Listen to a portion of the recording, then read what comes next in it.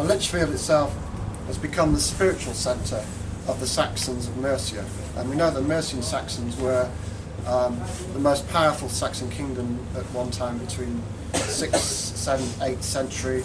And Tamworth was their royal capital, and Lichfield was their religious centre. So Tamworth and Lichfield are like this polarity, dual pole, a double sort of power place for the Midlands. And the kings of Mercia were the most powerful in the whole country. They were known as Brit Walders, which meant overlords of all other kings. So they won that right through several battles, and the greatest of them, or if you like call them great, they were really warmongers, but was the great Penda.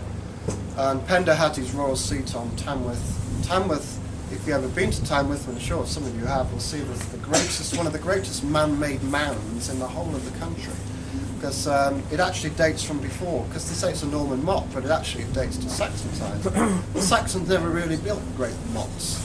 It's not part of their culture. So they can only explain this great motte by saying the Saxons built it. It was actually much a prehistoric one, like Silbury Hill, like the Marlborough Mound, a place of power which the Mercian kings used to spread their power. And it worked in a way, because they became the greatest kings in this country and overlords of the whole country. So if you think about it, one time this whole area was very important to the whole of the country. It was like a capital area, Lichfield, Tamworth. The Great Motte of Tamworth Castle is the second largest in the country after Windsor Castle, and it has medieval buildings within its walls. There is a ley passing through it, discovered by Eric Sargent at an angle of 46 degrees north, winter solstice sunrise. It also goes through St Editha's Church, Tamworth, the largest medieval parish church in Staffordshire, 14th century but on the site of several churches, the earliest being 8th century.